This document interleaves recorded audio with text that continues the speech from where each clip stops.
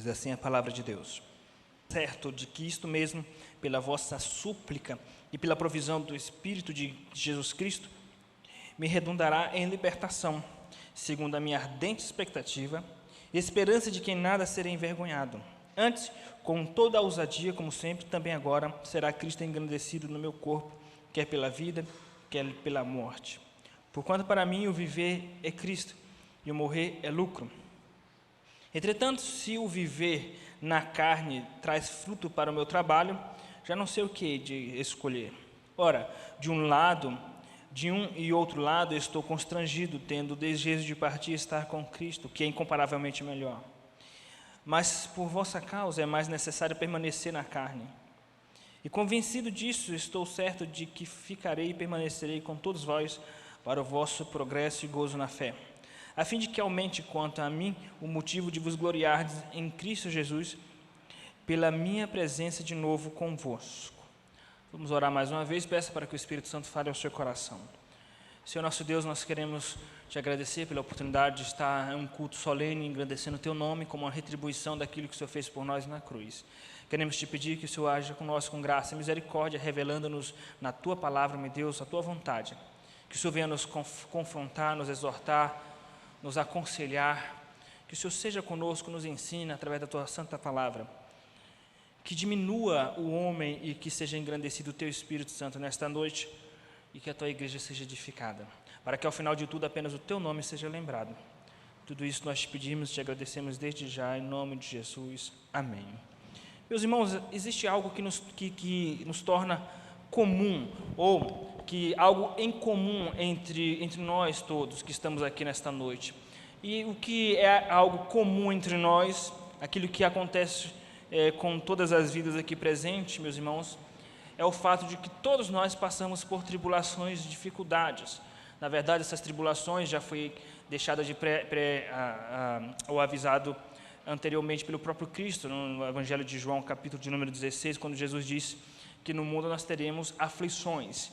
E todos nós passamos por todo tipo de aflições, o que Paulo nos diz em Romanos, que toda a criação geme, mas não somente a criação, nós também gememos em nosso íntimo por causa do pecado e por causa dos sofrimentos desta terra, o que faz gerar em nós uma expectativa ardente a respeito da redenção que há de vir em Cristo Jesus no dia do juízo, nos libertando do cativeiro da corrupção deste mundo, nos libertando dos sofrimentos. Então, o que eu quero dizer com isso, que eu estou sofrendo, você está sofrendo, todos nós estamos tendo algum tipo de sofrimento. Alguns leves, para outros o sofrimento é mais grave, é mais pesado. Alguns o sofrimento é de ordem física, diz respeito à saúde. Para outros o sofrimento é de ordem econômica. Para outros o sofrimento é de ordem familiar. Outros estão passando por lutas com sofrimento de ordem matrimonial, ou no emprego, ou dentro do seu ministério na igreja. O que nos torna, meus irmãos, semelhantes uns aos outros em termos de dificuldade, é esse fato de que todos nós passamos por lutas. É o que Pedro diz em sua carta, que nós não devemos estranhar o fogo ardente que surge no nosso meio, que é destinado a nos provar, mas nós devemos entender que irmãos nossos espalhados, ou a nossa irmandade espalhada por todo mundo, também está passando por provas e lutas. Pedro faz a sua teologia a respeito das lutas na sua primeira carta, capítulo 3 e capítulo 4, demonstrando que todos os crentes passam por lutas. Não era diferente na vida do apóstolo Paulo.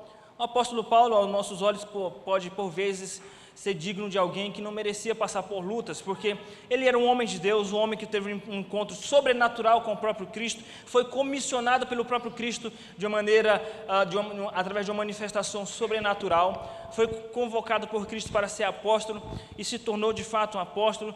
Ele mesmo disse que ele tinha todos os dons. Imagine um homem ter todos os dons, aonde ele passava ele abria a igreja, por onde ele voltava ele fundamentava, discipulava a igreja que ele já tinha dado início. Era um pregador do Evangelho, era um pioneiro na pregação do Evangelho, ele edificava as igrejas, foi um instrumento de Deus usado na revelação da palavra de Deus, onde ele escreveu muitas cartas. Talvez o autor mais conhecido, até mesmo pelos não crentes, o autor bíblico mais conhecido seja o apóstolo Paulo, onde muitas das suas palavras inspiradas pelo Espírito Santo ressoou através de poesias, de músicas, de cantores seculares. Mas nós temos que entender, meus irmãos, que Deus não poupou o apóstolo Paulo de lutas e tribulações. É tanto que, quando ele escreveu esta carta, ele estava preso. E ele fala sobre isso no capítulo de número 1, ele fala a respeito da sua prisão, das suas cadeias. Versículo 13, observe comigo. De maneira que as minhas cadeias em Cristo se tornaram conhecidas de toda a guarda pretoriana e de todos os demais. Estava preso numa prisão romana e, por conta dessa prisão, provavelmente por causa da pregação do Evangelho, uma prisão que foi, na verdade, uma consequência dele pregar o Evangelho, então era devido a uma perseguição religiosa. Paulo estava sofrendo e tendo as suas tribulações nessa prisão. O que, meus irmãos, tem muito a nos ensinar como nós devemos nos portar nos momentos de tribulação.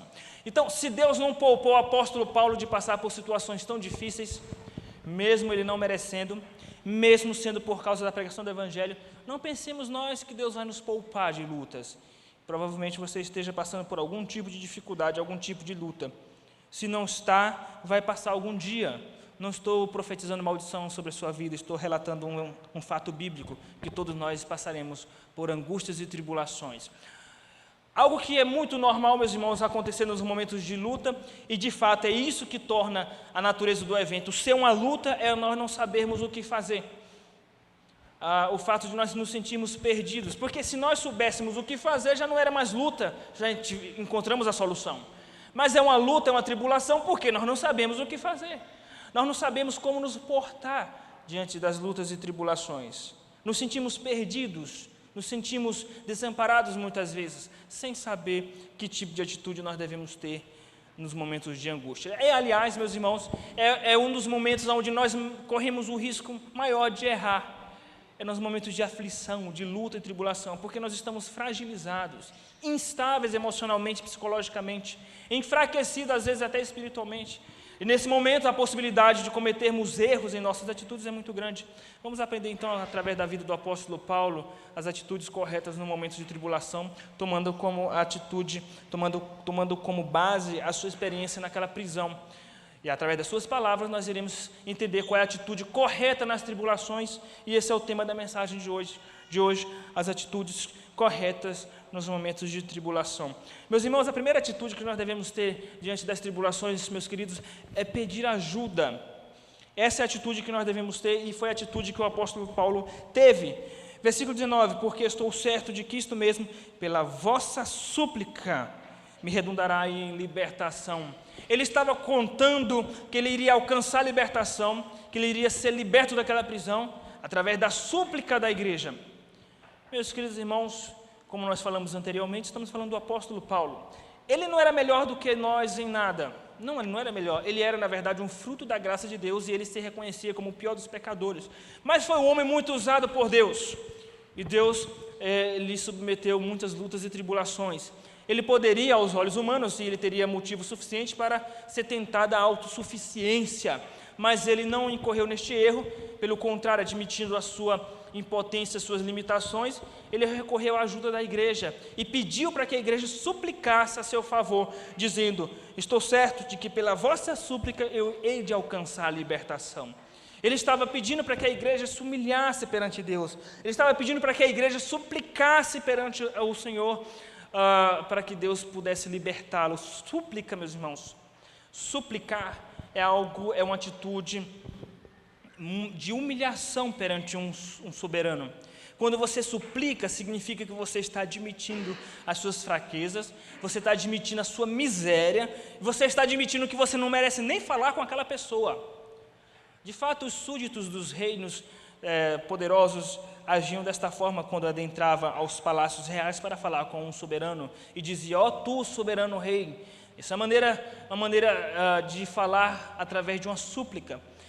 Paulo está dizendo que a igreja deveria, ou ele está pedindo para que a igreja se humilhasse perante Deus em favor dele.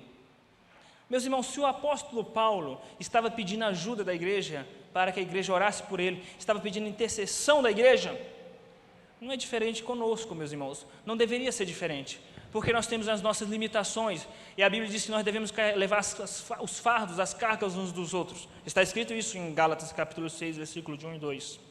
Muitos crentes não desenvolvem essa prática de dividir o fardo, de pedir ajuda para o outro, de pedir para a igreja orar, de pedir para seu irmão em Cristo orar. Ore por mim, suplique por mim, a fim de que Deus me liberte dessa situação que eu estou vivendo.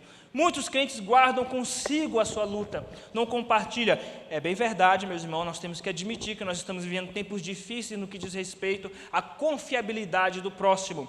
As pessoas hoje não confiam mais umas nas outras, e com razão e com motivo, porque as pessoas, em geral, são infiéis.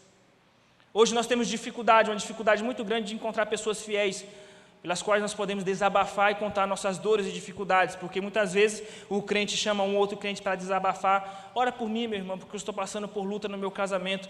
No dia seguinte, a igreja toda está sabendo da luta do irmão ou da irmã, porque se espalhou.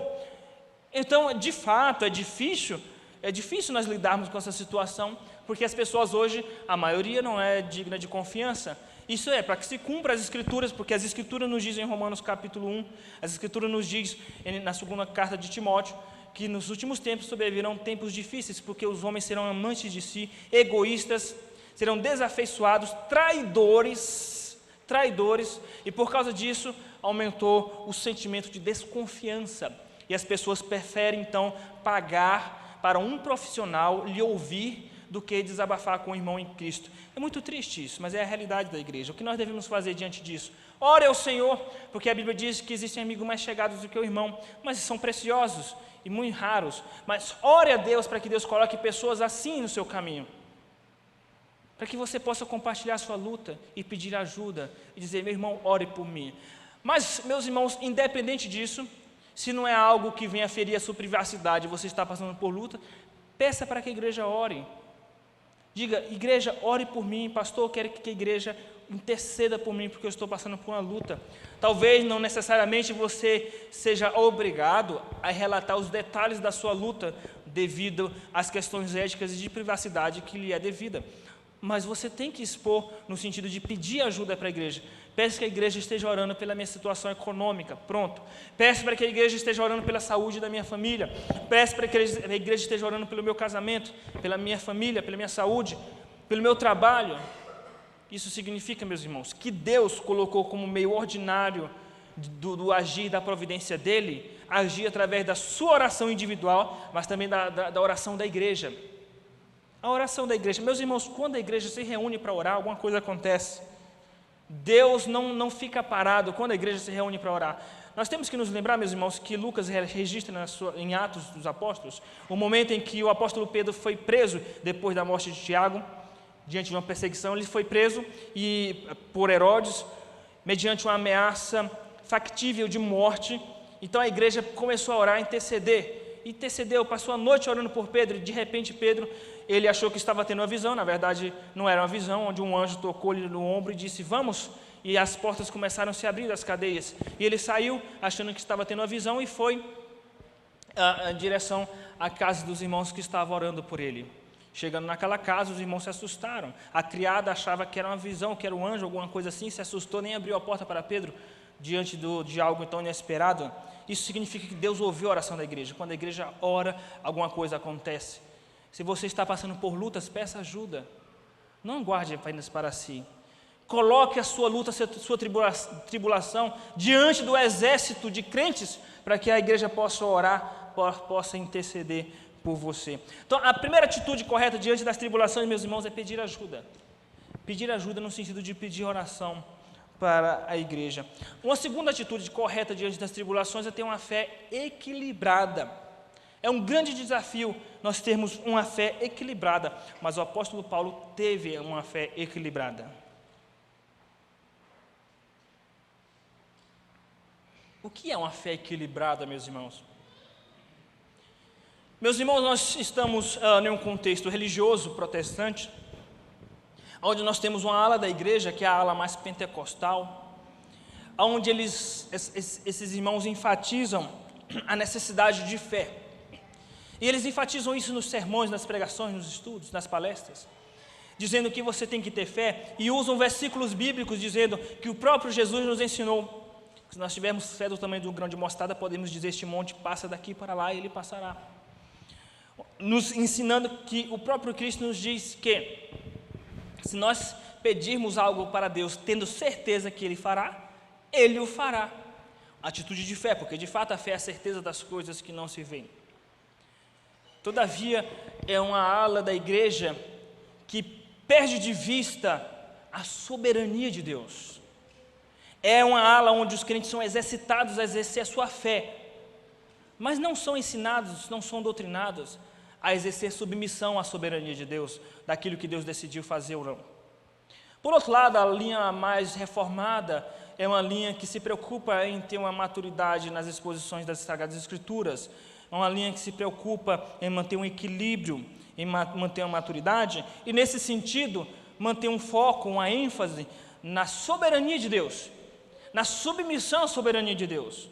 Mas a ênfase é tão grande que pouco se fala de fé. É muito raro dentro de uma igreja presbiteriana você falar em milagres. Tenha fé de que Deus vai fazer um milagre na sua vida. Qual foi a última vez que você ouviu um pregador dentro de uma igreja presbiteriana falando isso? Tenha fé de que Deus pode fazer um milagre na sua vida. A ênfase é: seja feita a tua vontade.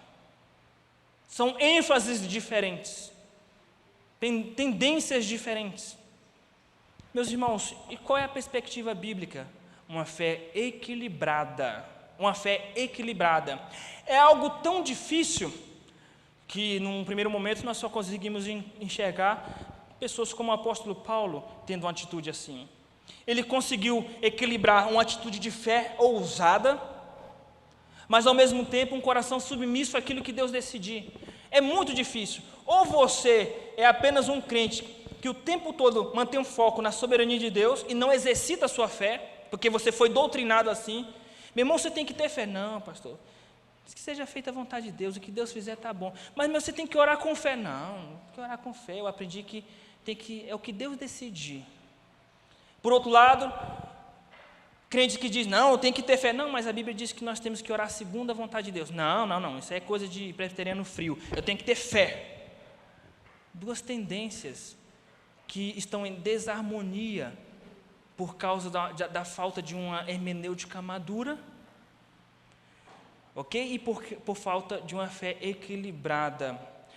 Aí você me pergunta: pastor, como conseguir equilibrar uma fé ousada com o coração submisso à soberania de Deus? Meus irmãos, é tão difícil que dificilmente eu teria a possibilidade de te explicar de maneira clara, de maneira sucinta, de uma maneira didaticamente objetiva para você, como isso se sucede num coração, como ser na prática alguém que tem uma fé ousada e um coração submisso à soberania de Deus. O máximo que eu posso ir é explicar Paulo, é demonstrar Paulo agindo desta forma. Como isso vai se operacionalizar em nosso coração é algo muito difícil de sistematizar. Mas nós temos um exemplo de alguém que fez isso, que conseguiu alcançar uma fé equilibrada, onde ele demonstrava ousadia e, ao mesmo tempo, submissão às decisões de Deus. Esse é o alvo, é isso que nós devemos buscar. Nos momentos de lutas e tribulações, você tem pendências para resolver em sua vida, você tem angústias, tribulações em sua vida. O que Deus espera de você? Que você seja um crente ousado, que você seja um crente de fé.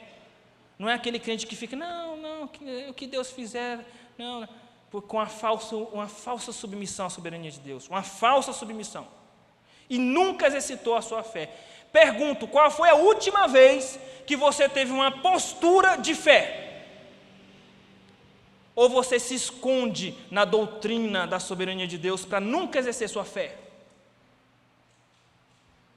Vamos aprender com o apóstolo Paulo como equilibrar as coisas. Veja, uma fé equilibrada é uma fé que une intrepidez e submissão. Veja como fica evidente a intrepidez do apóstolo Paulo. Ele demonstrou a fé com intrepidez através da sua expectativa de que Deus iria resolver o problema, através da sua esperança de que Deus iria resolver o problema, através de uma fé ousada. Versículo 20. Segundo a minha ardente expectativa e esperança de que em nada serei envergonhado, antes, com toda a ousadia, como sempre. Agora você pensa: mas pastor, será que ele está falando da libertação dele? Veja o versículo de número 19, porque nós estamos falando de contexto. Porque estou certo de que isto mesmo, pela vossa súplica e pela provisão do Espírito, me redundará a libertação. Ele estava certo que, através da oração da igreja, ele iria ser liberto. Mas não era uma certeza imprudente e imatura. Na verdade, é uma certeza baseada numa ardente expectativa, um desejo ardente de ser liberto, através de uma esperança firme e de uma fé ousada. Então, uma fé que tem intrepidez, que tem ousadia, que tem expectativa. Nós fomos sempre ensinados a nunca criar expectativa. É difícil? De fato, nós temos que aprender a sermos submissos à soberania de Deus, e nem tudo que nós pedimos Deus vai fazer. O próprio apóstolo Paulo é um exemplo disso, que ele orou 3 vezes ao Senhor para que Deus o afastasse o espinho na carne, e Deus não o afastou. Isso significa que você pode ser insistente na oração e Deus não te ouvir, porque o apóstolo Paulo foi insistente na oração e Deus não respondeu ao apóstolo Paulo. Aliás, não atendeu o apóstolo Paulo. Mas aquela experiência fez ele aprender a equilibrar uma fé ousada com uma fé submissa. Versículo 21 vai demonstrar a submissão do apóstolo Paulo. 20 e 21.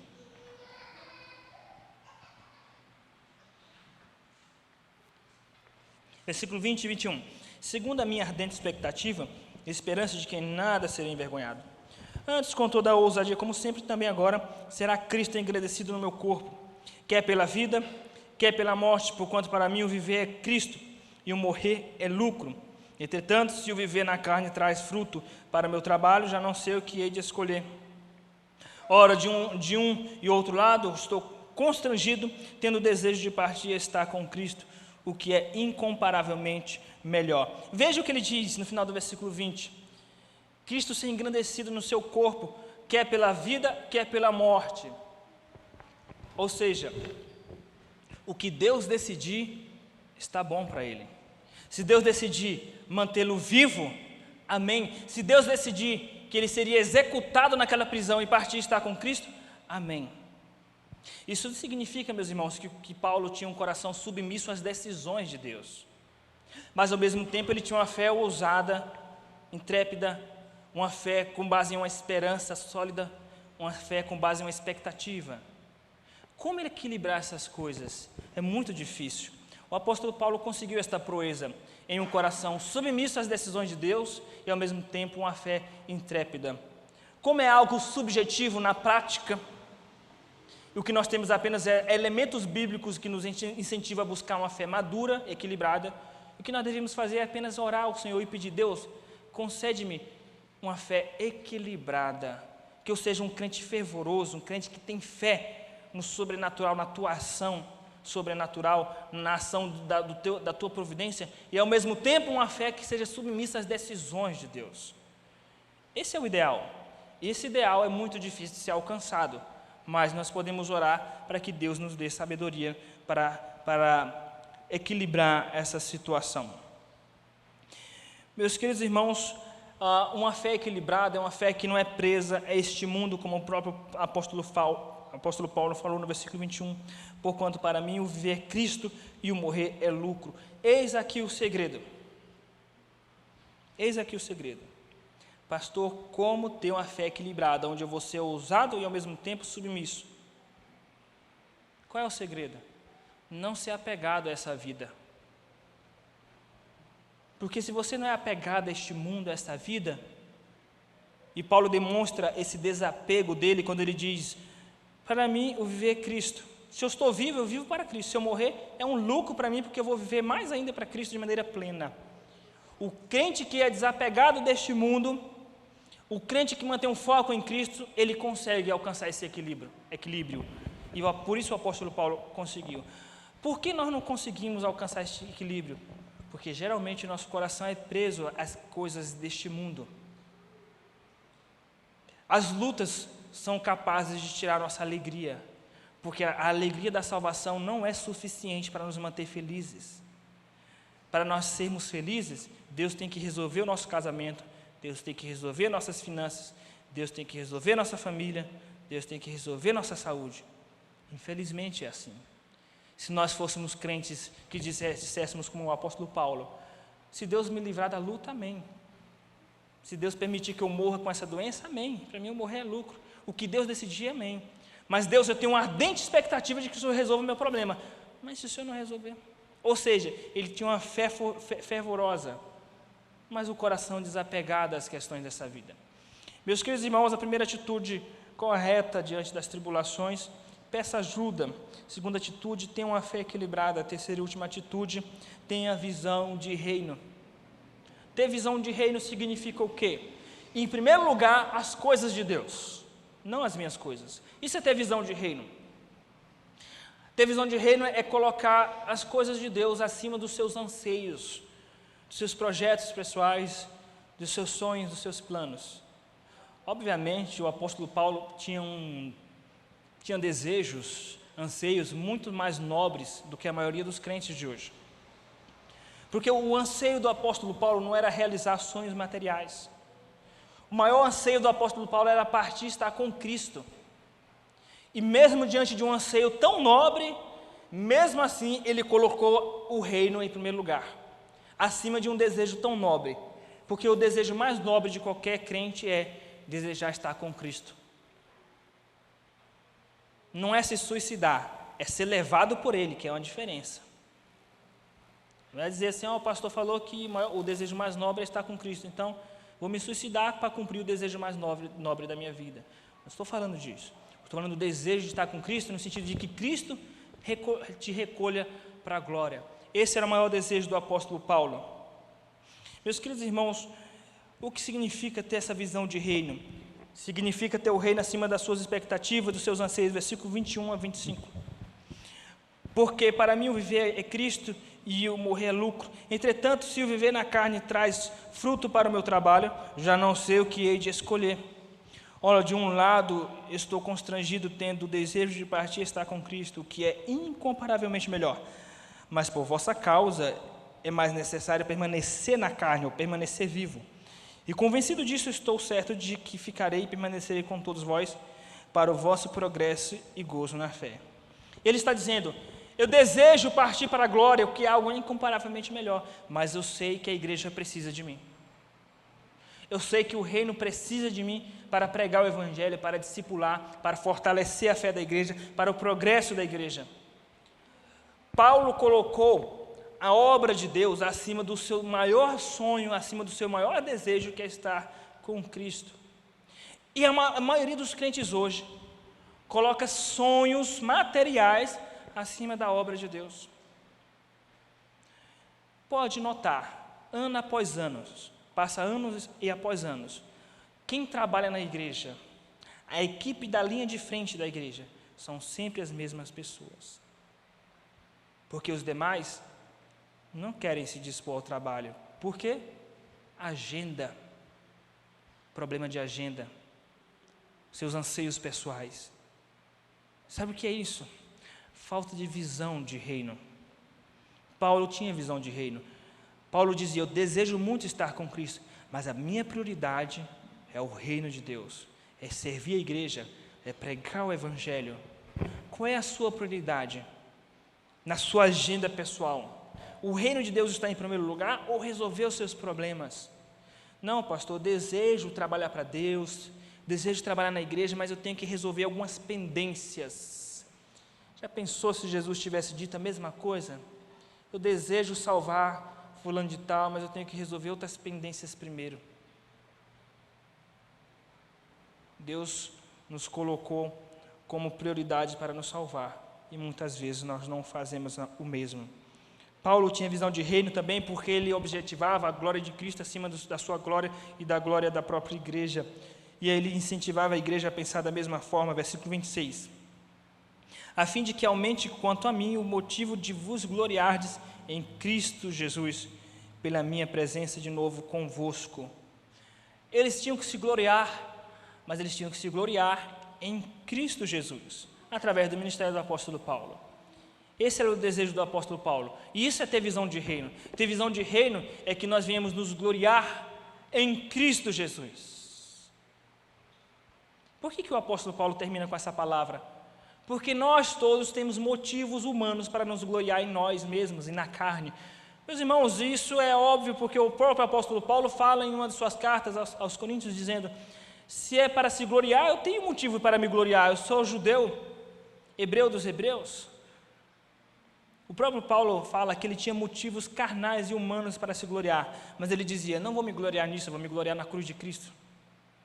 Nós devemos nos gloriar, ou ostentar, ter uma vida de ostentação na cruz, não em nossos dons e talentos e nossa vida material. É na cruz de Cristo, porque muitos crentes se gloriam em seus próprios dons e talentos, em suas habilidades, e não na cruz de Cristo. A partir do momento que você tem visão de reino, você tem como objetivo gloriar-se em Cristo Jesus, que Cristo apareça, que Ele cresça e que nós venhamos a diminuir. Se a igreja tal está crescendo, amém, glória a Deus. Se o ministério tal está crescendo, amém. Se o irmão está fazendo algo que está progredindo, está crescendo, amém. O importante é que Cristo seja glorificado, mas nem todos os corações estão preparados para ver a obra de Deus crescer nas mãos de outro. Que Deus tenha misericórdia de nós. Meus irmãos, essas são as atitudes corretas nas tribulações. Peça ajuda, tenha uma fé equilibrada, uma fé equilibrada e madura, e tenha visão de reino. Que Deus assim nos abençoe. Vamos orar.